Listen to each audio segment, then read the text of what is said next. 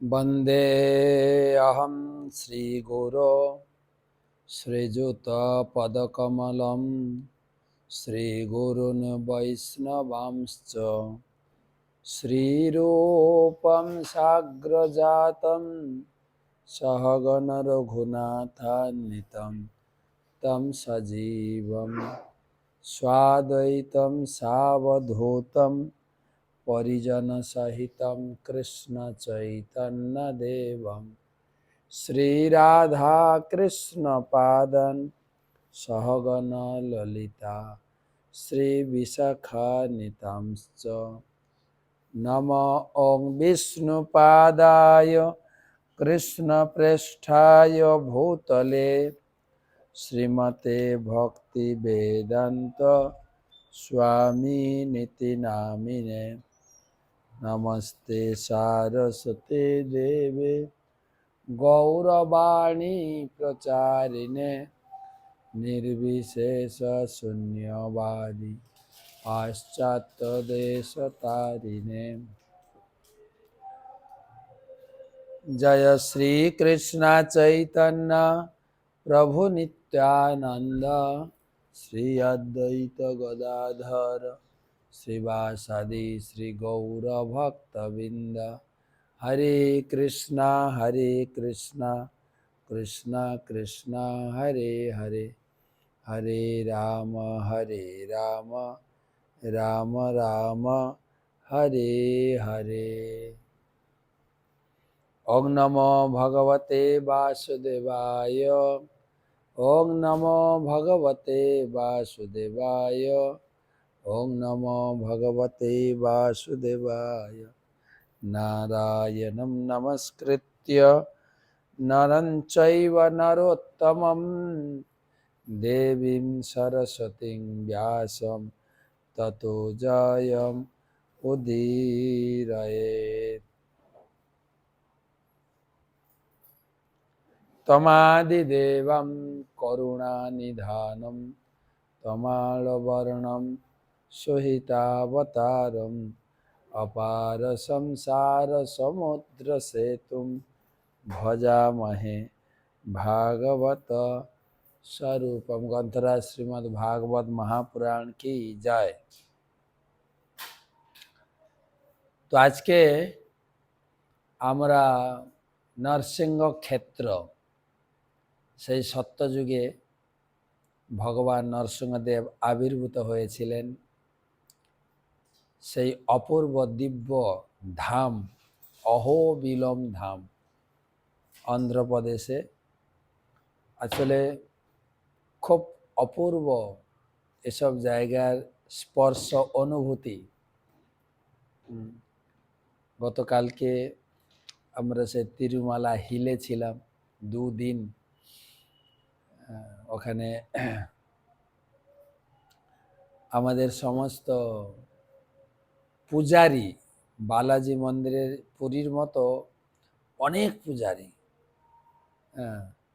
কারো দ্বার উদ্ঘাটন সেবা, কারো অর্চন সেবা, কারো মালা সেবা, কারো প্রভাতী মঙ্গলম সেবা, সুপ্রভাতম সেবা। খুব ভালো লেগেছিল। অনেকের সঙ্গে পরিচয় হয়ে কার কি সেবা, অনেকে আশীর্বাদ করলেন, পা ছুঁয়ে প্রণাম করলাম, আশীর্বাদ করেছেন, অনেক প্রসাদও দিলেন। একজন তো ভগবানের এইখানে যে কালকে বলেছিলাম কাহিনী, এইখানে যে অনন্ত আলবার সেই শাবল ছুঁড়েছিলেন, এইখানে প্রতিদিন কর্পূর সেবা, সেই কর্পূর নিয়ে এসেছিলেন। তো অপূর্ব একটা অনুভূতি যে তাদের সেবা এবং তাদের শরীরের গঠন, কান্তি, সাত্ত্বিক ভাব ঘরে নিয়ে গেল অনেকে। ঘরে দেখলাম তারা কিভাবে থাকেন। তো সেই সেই তিরুপতি হিল, ওটাই এত বড়। তিরুপতিটা মনে করুন মুখমণ্ডল বা মাথা। তা আমরা যেখানে এসে অহবিলম হচ্ছে মাঝখানে, নাভি বা বক্ষস্থল, এই জায়গায়। তারপরে এখানে আজকে কালকে থাকবো কালকে এখান থেকে যাব, কালকে না পরশুদিন, এখান থেকে শ্রীশৈলম যেখানে শিব ঠাকুর আছে, তো ওই একটাই পাহাড় কিন্তু বিশাল, প্রায় 400 কিলোমিটার। তো অপূর্ব, মহাপ্রভু সমস্ত স্থান এসছিলেন অবিলম্ব। তো যাই হোক, আজকেও সময় স্বল্পতার জন্য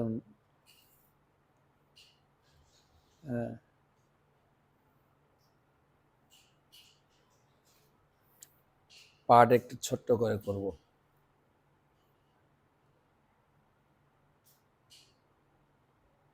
তো ভাগবত মহাপুরাণ ষষ্ঠ স্কন্ধ সপ্তম অধ্যায় একবিংশতি শ্লোক থেকে আলোচনা করব। প্রথমে গুরু পাদ পদ্মে প্রণাম নিবেদন করে তার অহৈতুকী কৃপা আশীর্বাদ প্রার্থনা করি।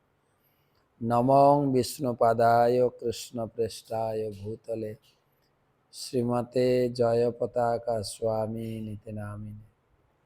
নমঃ আচার্যপাদায় নিতাই কৃপা প্রদায়িনে গৌরকথা ধামদায় নব।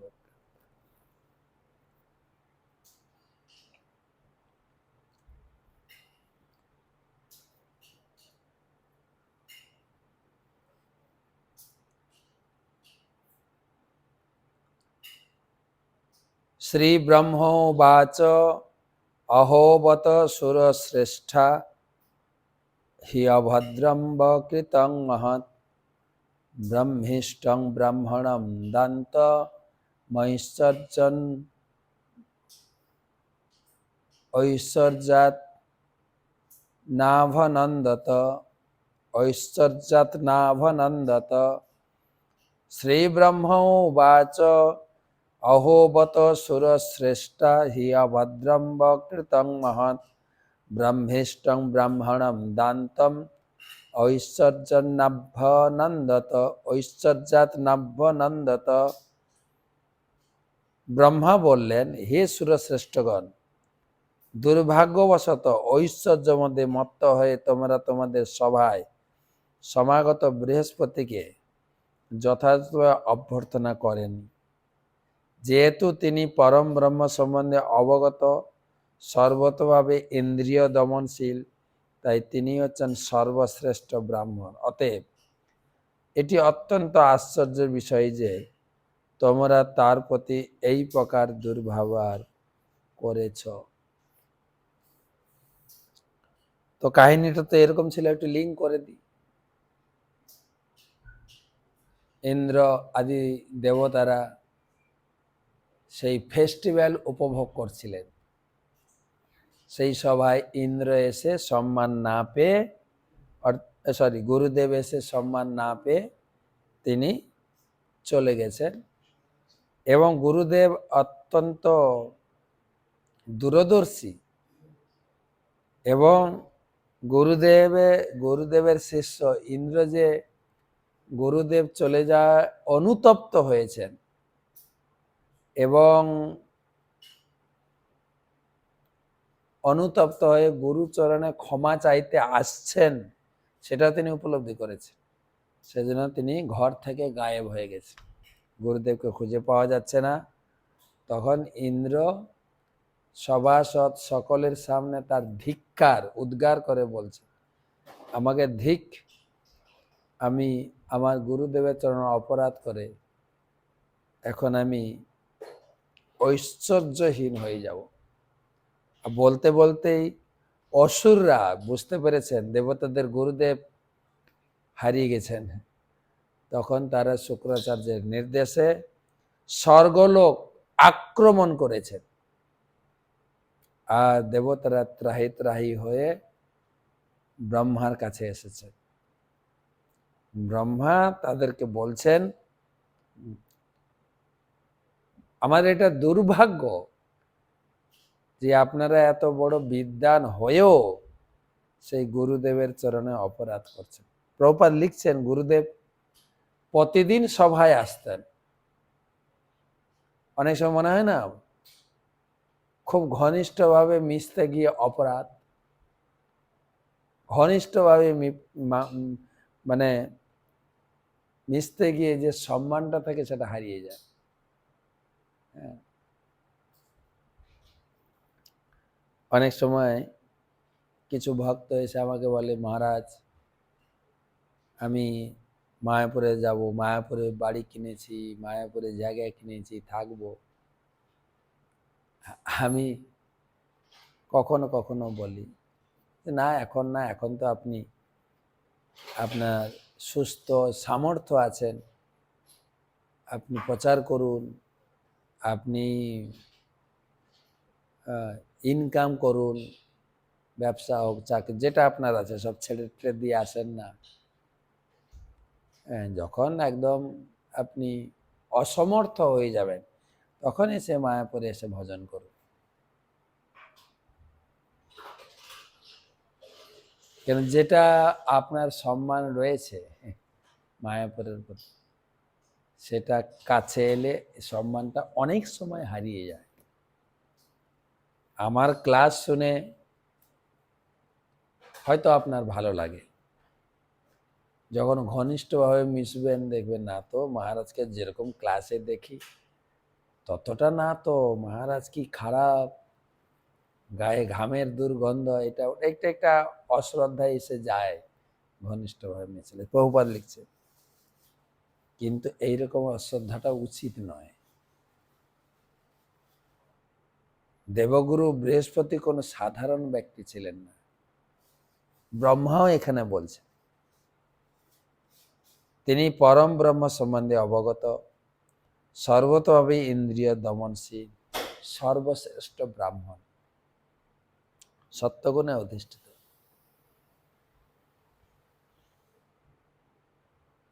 আপনি হয়তো বলতে পারেন যে হে, আমাদের এই আনন্দ ফুর্তির মাঝখানে উনি কেন আসবেন?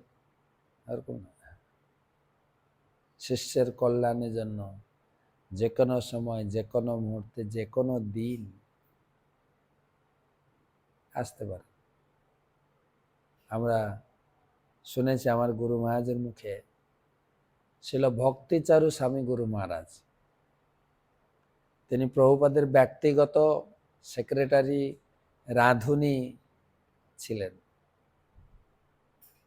খুব কম সময় প্রভুপাদের সান্নিধ্য পেয়েছেন, কিন্তু তার গুণাবলী দেখে প্রভুপাদ তাকে খুব কাছে টেনে নিয়েছিলেন, অনেক দায়িত্ব দিয়েছিলেন। কিন্তু তা সত্ত্বেও আমার গুরুদেব প্রায় বলতেন যে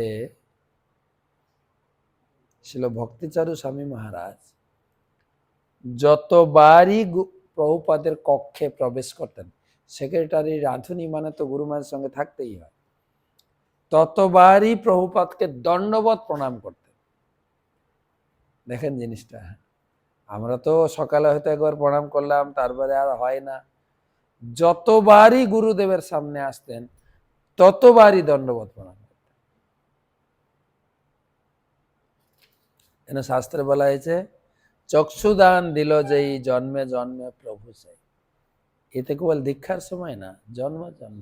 গুরু মহারাজকে একজন প্রশ্ন করছেন, আমাদের এখানে যেরকম বাবা মা ভাই বোন, আমরা তো সবাই ভক্তি করছি, যখন আমরা ভগবত ধামে ফিরে যাব তখন কি আমাদের সঙ্গে সেই সম্পর্ক দেখা হবে?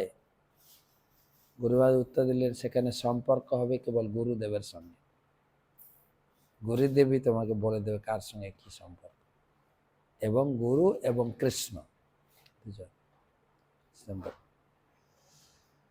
তো আচার্য এবং বিজানিয়াত ন অবমান্যত কহির্চিত, ভগবান কৃষ্ণ উদ্ধবকে বললেন, ন মর্ত বুদ্ধ সুয়তে, আচার্যকে কোনো সাধারণ মানুষ বা এরকম মনে করা উচিত। আচার্য হচ্ছে তিনি ভগবানের শুদ্ধ ভক্ত।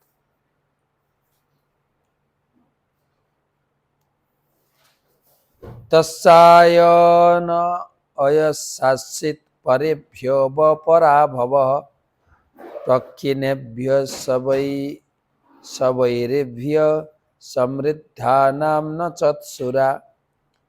তস্যায় নয়ন শাসিত পরেভ্যো পরাভবঃ প্রক্ষিণেভ্যো সবৈরেভ্যো সমৃদ্ধানাম নচৎসুরাহা।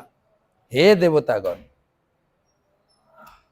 বৃহস্পতির প্রতি তোমাদের অন্যায় আচরণের ফলেই তোমরা অসুরদের দ্বারা পরাজিত হয়েছে। অসুরেরা তোমাদের থেকে দুর্বল, পূর্বে তারা কয়েকবার তোমাদের কাছে পরাজিত হয়েছে, তাহলে তোমরা অত্যন্ত শক্তিশালী হওয়া সত্ত্বেও তাদের কাছে পরাজিত হলে কেন? যখন গুরুদেব চলে যায় না, চলে যায় মানে আমি বলতে চাইছি, যদি গুরুদেব অসন্তুষ্ট হয়ে যায়, ন গতিকুত হবি, বিশ্বনাথ চক্রবর্তী ঠাকুর বলেছে, যস্য প্রসাদাৎ ভগবত প্রসাদ, যস্য অপ্রসাদাৎ ন গতিকুত। ভগবানের কৃপায় সব, গুরুদেবের কৃপায় সব ঐশ্বর্য লাভ। গুরুদেব যদি অসন্তুষ্ট হয়ে যান, কোনো জায়গায় ঠাঁই নেই। আচার্যগণ গান লিখেছেন, ভগবান যদি কারোর প্রতি রুষ্ট হন, গুরুদেব তাকে রেখে দেন। সে যদি গুরুদেবের কাছে প্রপত্তি স্বীকার করে, কৃষ্ণ রুষ্ট হলে গুরু রাখিবারে পারে, গুরু রুষ্ট হলে কৃষ্ণ রাখিবারে নারে। আমি দেখেছি আমার গুরু মহারাজকে, অনেক সময় ভক্ত অনেক জঘন্য কার্য করে বসে, ম্যানেজমেন্ট তাকে নিয়ে মিটিং করে, সে ম্যানেজমেন্টকে মানতে চায় না, গুরুদেবকে ডেকে আনে ম্যানেজমেন্ট দিয়ে, আপনার শিষ্যকে বোঝান। আমি গুরুদেবকে দেখেছি, ম্যানেজমেন্ট অসন্তুষ্ট হলেও, ম্যানেজমেন্ট তাকে বড় পানিশমেন্ট দিল, গুরুদেব যখন কথা বলেন খুব সতর্ক, তাকে বুঝান, তোমার এটা হওয়া উচিত না, এটা করা উচিত না, হ্যাঁ, তোমার জন্য ম্যানেজমেন্ট যে শাস্তি যোগ্য ব্যবস্থা করেছেন মেনে নাও। গুরুদেব তাকে ত্যাগ করেন না। গুরুদেব ডাইরেক্ট বলেন না শিষ্য যে তোমার এই হয়েছে, তুমি হাঁটো এখান থেকে, না। কেন? গুরুদেব ত্যাগ করলে তো আর কোথাও ঠাঁই পাবে না, কোথাও ঠাঁই পাবে। আর দেখেছিও তাই, সে গুরুদেবের বাক্য মানতে পারে না অহংকার বশত, তার গতি নেই, কোথায় তলিয়ে যায়, এ অনুভব। এখানে প্রভুপাদ একটা কথা বারে বারে প্রকাশ করছেন, দেবতারা যেহেতু গুরুদেবকে অপমান করেছিলেন, তাই অসুরদের কাছে এভাবে পরাজিত হয়েছে। গুরু চলে যাওয়া মানে শরীর থেকে তেজ নিস্তেজ হয়ে যাবে। এটা ভালো কথা বলছেন প্রভুপাদ। শাস্ত্রে উল্লেখ করা হয়েছে, কেউ যদি শ্রদ্ধেয় গুরুজনদের প্রতি অসম্মান, আমি গুরুদেব আর গুরুজন গুরুজন গুরুজন গুরুজন আমি প্রায় কয়েকদিন ধরে বলছি, প্রভুপাদও লিখেছেন। শাস্ত্রে উল্লেখ করা হয়েছে, কেউ যখন শ্রদ্ধেয় গুরুজনদের প্রতি অসম্মান প্রদর্শন করে, তখন তার আয়ু পুণ্য ক্ষয় হয়, তার অধঃপতন হয়। শুধু তাই না, ঘরের গুরুজন, বৃদ্ধ ব্যক্তি, বৃদ্ধ বৃদ্ধা এবং স্ত্রী লোকদের খুব সম্মান করতে বলা হয়েছে। আমার কথা বলতে বলতে মনে এলো, যখন ইতিহাস পড়ছিলাম সেই 9-10-এ, আমাদের যিনি শিক্ষক ছিলেন তিনি বলছিলেন যে ব্রিটিশরা ভালো দেশ চালাচ্ছিল, দেশের অনেক উন্নতিও করেছেন, অনেক বিজনেস এনেছেন, অনেক নীল চাষ এনেছেন, চা চাষ এনেছে, শিল্প কারখানা অনেক কিছু করেছে, এই ট্রেন তারা তো চালু করেছে, এত সুন্দর যোগাযোগ ব্যবস্থা। কিন্তু যখনই মহিলাদের উপরে তারা অত্যাচার শুরু করলো, তাদের আয়ু ক্ষয় হয়ে গেল, হেরে টেরে পালিয়ে গেল, তাড়িয়ে দিল। তো ঠিক সেরকম সবসময় সতর্ক থাকেন যারা বাড়িতে গুরুজন আছে, পিতা মাতা দাদা বৌদি দিদি জামাইবাবু মামা মামি পিসে পিসি পিসিমশাই, যত যত গুরুজন আছে, আদেশ করেন যাহা মোর গুরুজনে, তাদের কাছে যেন কোনো রকম উচ্চবাচ্য বা অসম্মান যেন না হয়। এটাও ভাগবতমে লেখা আছে। কেউ যখন শ্রদ্ধেয় গুরুজনদের প্রতি অসম্মান প্রদর্শন করে, তখন তার আয়ু ও পুণ্য ক্ষয়, তার ফলে অধঃপতন হয়। বিশেষ করে আমরা যারা বৈষ্ণব ধর্ম গ্রহণ করেছি, ইস্কনে দীক্ষা নিয়েছি, খুব সতর্ক থাকি। আমরা মাঝে মাঝে ভুল করে মনে করে ফেলি যে আমরা নিরামিষ খাচ্ছি, আমরা বড় ভগবানের বড় ভক্ত হয়ে গেছি। বাকি যারা মাছ মাংস খায় বা এই পথে সরাসরি আসেনি তাদের প্রতি অনেক কিছু উপদেশ শাসন করে বসি না। ভক্তি পথে আসুক বা না আসুক, তারা আমার গুরুজন, বহু সম্মান। মঘবন দিশত পশ্য পক্ষী তান গুর্বতিক্রমাৎ সম্প্রতপ্যচিতান ভূয় কাব্যমারাধ্য ভক্তিত আদদীরন নিলয়ন মমাপি ভৃগুদেবতা। মঘবন দিশত পশ্য প্রক্ষিতান গুণতিক্রমাৎ সম্প্রতোপচিতান ভূয় কাব্যমারাধ্য ভক্তিত আদদীরন নিলয়ং মমাপি ভৃগুদেবতা। হে ইন্দ্র, পূর্বে তোমার শত্রু দৈত্যরা তাদের গুরু শুক্রাচার্যের প্রতি অশ্রদ্ধা প্রদর্শন করার ফলে দুর্বল হয়েছিল, কিন্তু তা এখন গভীর ভক্তি সহকারে শুক্রাচার্যের আরাধনা করার ফলে তারা অত্যন্ত শক্তিশালী হয়েছে। শুক্রাচার্যের প্রতি তাদের ভক্তির বলে তারা এতই শক্তিশালী হয়েছে যে এখন তারা আমার ধামও অনায়াসে অধিকার করে নিতে পারে।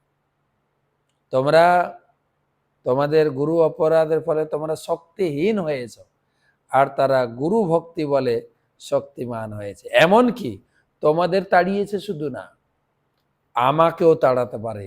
গুরু শক্তি এরকম, গুরু ভক্তি বলটা এরকম।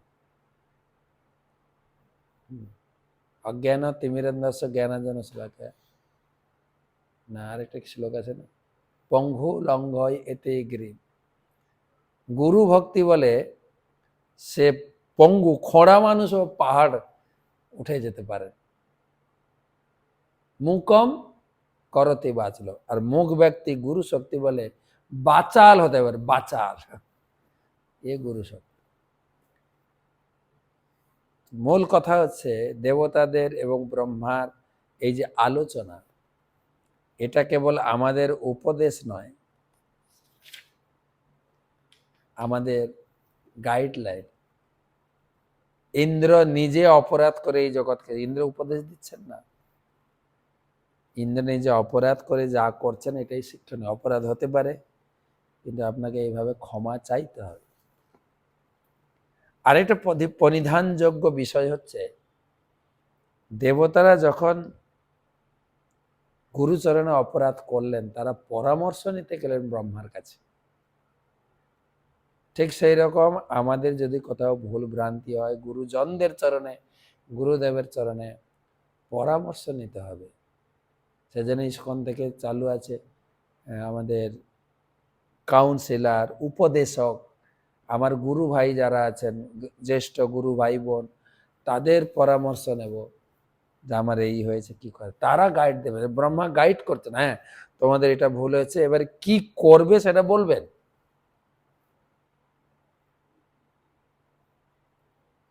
তো আপনাদের ইয়েও শুনিয়েছিলাম যে গুরু ভক্তির বলে অনন্ত আচার্য কি। আজকে অনন্ত আচার্যের কাহিনী বলার সুযোগ হলো না, আজকে এইখানে ক্লাস সমাপ্ত করব। পরে আবার বলবো যে গুরু ভক্তি শক্তি। শুভরাত্রি।